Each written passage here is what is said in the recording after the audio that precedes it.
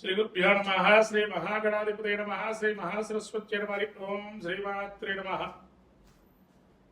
ప్రేక్షకులందరికీ నమస్కారము. మనకు మే నెల మాస ఫలితాల్లో వైశాఖ మాసము. ఈ యొక్క వైశాఖ మాసంలో చాలా అద్భుతమైనటువంటి జయంతోత్సవాలు, అనేక పుణ్యమైనటువంటి కార్యక్రమాలు, దాన ధర్మాలు, అనేకం కూడా స్నానాలు లాంటివి అనేకం కూడా ఉన్నాయి.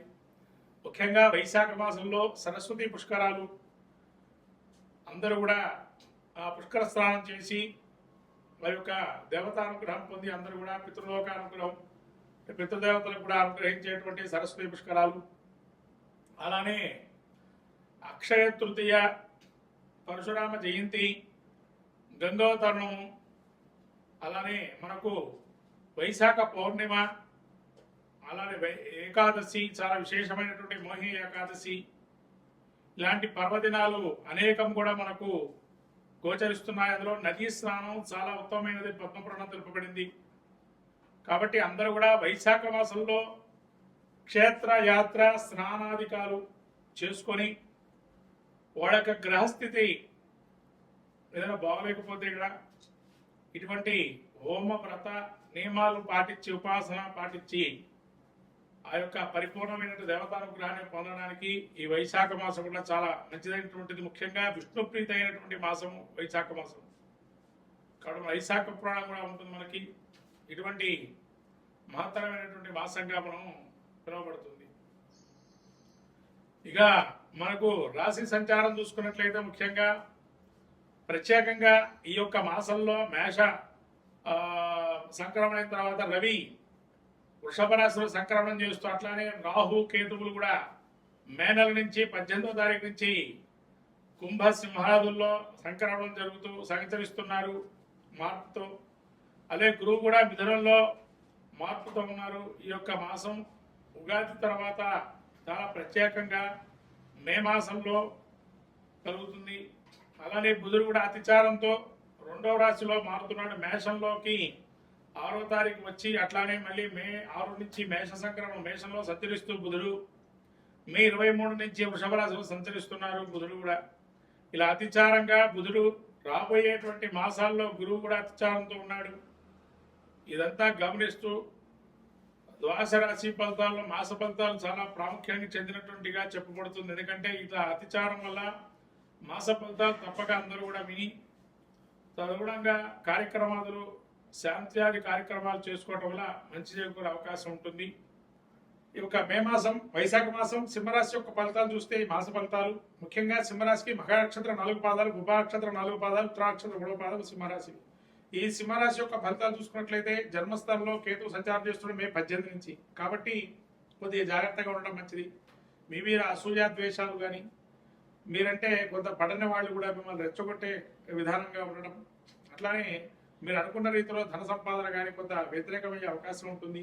అలానే 12లో కుడి ఉన్నాడు కాబట్టి కొంతవరకు అనారోగ్యం వచ్చే అవకాశం ఉంటుంది. కార్మికులు అంటే ముఖ్యంగా యంత్ర పరికరాలతో పనిచేసేటువంటి వారు ఎవరైతే ఉంటారో వాళ్ళు చాలా జాగ్రత్తగా ఉండాలి. ఎందుకంటే యంత్రాల దగ్గర పనిచేసేటువంటి వారికి రక్త దర్శనం అయ్యే అవకాశం ఉంటుంది. సింహరాశి వారికి ముఖ్యంగా చిన్న చిన్న దెబ్బలు తగలటం, తద్వారా కొంతవరకు ఇబ్బంది కలగటం. అలానే రాహు మీకు ఈ యొక్క 7వ స్థానంలో ఉన్న అపార్థాలు ఎక్కువగా లోనయ్యే అవకాశం ఉంటుంది. భార్యాభర్తల మధ్య విభేదాలు వచ్చే అవకాశం ఉంటుంది. భాగస్వామి పక్షంలో కూడా కొన్ని వ్యాపారాలు చేసేటువంటి వారికి మీరంటే మీరు ఏదైనా అక్కడ ఇన్వెస్ట్మెంట్ ఏదైనా పెట్టారనుకోండి, అది వాళ్ళు చూసి అమ్మ ఇంకా లాభాలు వస్తున్నాయి, మనకి నష్టం వస్తుంది, కావాలని మిమ్మల్ని ఏదో అంటున్నారు ఒక ఇచ్చి చూపించే అవకాశం ఉంటుంది.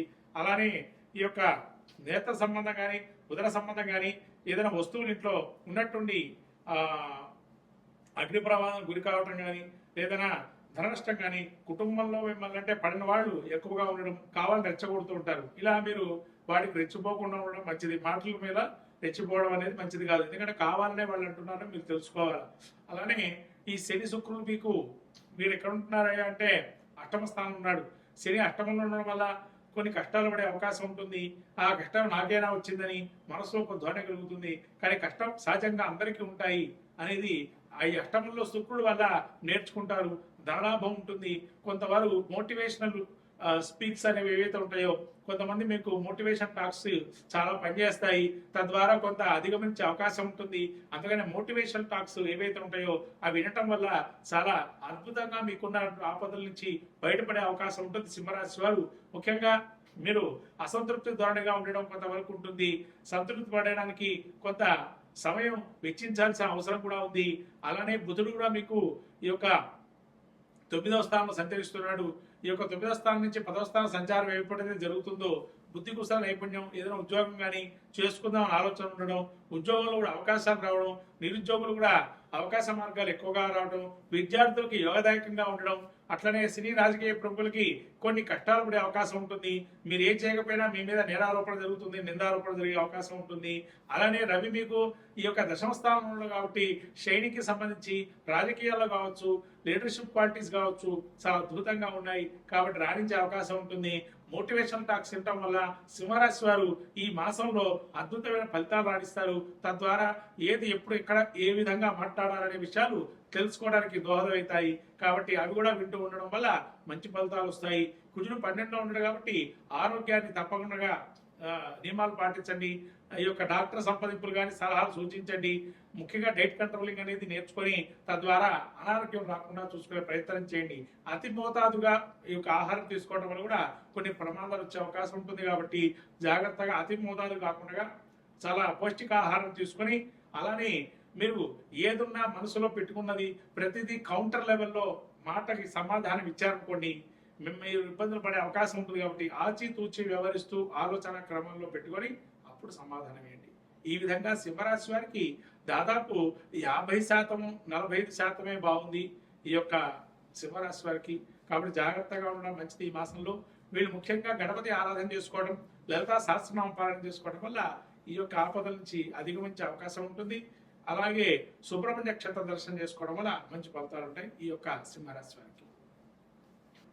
వైశాఖ మాసం, మే మాసంలో రాహుకేతుల యొక్క ఈ యొక్క మే మాసంలో ఫలితాలు చూస్తే మీనమాసం, ఈ యొక్క మీన రాశి యొక్క ఫలితాలు ఏ విధంగా ఉండబోతున్నాయంటే ముఖ్యంగా జన్మంలో శని శుక్రుడు, 12లో రాహు మే 18 నుంచి, అలానే ద్వితీయంలో బుధుడు, తదుపరి తృతీయ స్థాన సంచారము, తృతీయం నుంచి తృతీయంలో రవి సంచారము, చతుర్థ మందు గురువు, పంచమందు కుజుడు నీచస్థితి, షష్టమందు కేతువు. ఈ యొక్క గ్రహస్థితి చూసినట్లయితే మీన రాశి వారికి ఏలాంటి ప్రభావంతో జన్మస్థ శని వల్ల పాదాల నుంచి మోకాళ్ళ వరకు నొప్పులుగా ఉండడము, దేహదార్ఢ్యం కొద్దిగా ఇబ్బంది కలగజేయటము, ఎవరు నడిచినా వెంటనే ఆయాసం రావటము, శుక్రుడు జన్మంలో ఉండడం వల్ల ఎంత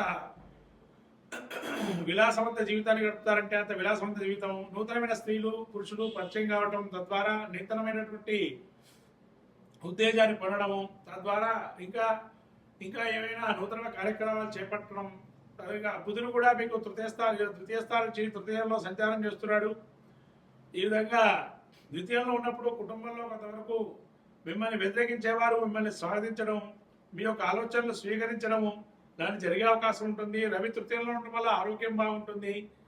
ఇప్పటివరకు కూడా అనారోగ్యం ఉన్నా కూడా ఆరోగ్యం అంతా కూడా ఆరోగ్యంగా ఉండే అవకాశం ఉంటుంది. మీ సోదరవర్గం కానీ మిమ్మల్ని పొగిడే అవకాశం ఉంటుంది. మేము సహకరించే వాళ్ళు, మిమ్మల్ని ఏకాభిప్రాయించే వాళ్ళు ఎక్కువగా మంది ఉంటారు. కాబట్టి మీ యొక్క ఇండివిజువాలిటీని కోల్పోవడం అనేది ఏదైతే ఉన్నదో జరగకుండా రవి యొక్క అనుగ్రహం వల్ల మళ్ళీ మిమ్మల్ని సహకరించే వారు ఎక్కువగా ఉండడము. చతుర్థంలో అర్ధాష్టమ గురువు కాబట్టి కొంత విద్యార్థులకు కానీ పెట్టుబడులు కానీ సుఖమైన జీవితాన్ని గడిపేటువంటి వారికి కొంత అసౌకర్యం ఏర్పడే అవకాశం ఉంటుంది.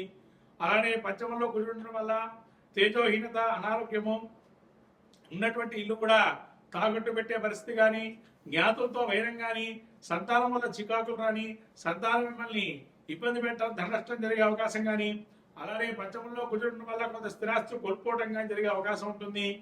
అలానే మీ యొక్క పేరు ప్రఖ్యాతలు కూడా కొంతవరకు కలకం వచ్చే అవకాశం ఉంటుంది. షష్టంలో కేతు వల్ల కొంతవరకు భయాందోళన ఉన్నా కూడా పుణ్యక్షేత్రం దర్శనం చేసుకోవడం, దేవుడు ఉన్నాడు అనుగ్రహిస్తాడు అనే భావంతో ఉండడం, క్షేత్ర దర్శనం చేయడం, నది స్నానం చేయడం లాంటివి చేయడం జరుగుతుంది. సత్కర కాలక్షేపము, సత్య సాంగత్యము ఇలా అన్ని కూడా కేతు అనుగ్రహం ఉంది. 12లో రాహు నిరాశ నిస్పృహంతో వ్యాపారం చేస్తుంటారు. ప్రయాణంలో కూడా కొంత ఆటంకాలు ఉంటాయి. ఏదైనా కూడా వాహనాలు ప్రయాణించేటప్పుడు జాగ్రత్తగా ఉండడం మంచిది. ఏదో మనం అపశకునంగా ప్రయాణించేదానికన్నా ఇష్టదేవతారాధన కానీ వెళ్ళే ప్రయాణం చేసేటప్పుడు గౌతమ సాయి నమః అనే మంత్రాన్ని పనిచేసుకోవడం వల్ల ప్రయాణం అనుకూలమయ్యే అవకాశం ఉంటుంది. అట్లానే రాహు 12లో ఉండడం వల్ల మీరు ఒకడుగేస్తే కార్యం మళ్ళీ వెనక్కు 2 అడుగులు వేసే అవకాశం ఉంటుంది. అలా జరుగుతున్నా కూడా ముందుకు వెళ్ళడం మంచిది. కొంత మంచికే జరిగింది అనుకోండి, ఈ యొక్క ఆలస్యం కూడా అనుకొని ముందరికి వెళ్తూ ఉండండి. అప్పుడు కార్యక్రమాలు కూడా సఫలీకృతం అవుతాయి. మొత్తం మీద మీన రాశి వారికి అత్యధికంగా అవయోగాలు ఎక్కువగా కనబడుతున్నాయి. యోగప్రదంగా పెద్దగా ఏ గ్రహాలు లేవు. కాబట్టి వీళ్ళు నవగ్రహ స్తోత్ర పాఠం కానీ, నవగ్రహ ధ్యాన శ్లోకాలు కానీ, నవగ్రహ ప్రదక్షిణం కానీ, నవగ్రహ ధాన్యదానాలు కానీ, నవగ్రహ హోమం కానీ, ఎక్కడైనా వీలుంటే కనుక చండీ హోమాలు కానీ, ఈ యొక్క రుద్ర అభిషేకాలు చేసుకోవడం వల్ల మంచి ఫలితాలు ఉంటాయి మీన రాశి వారికి.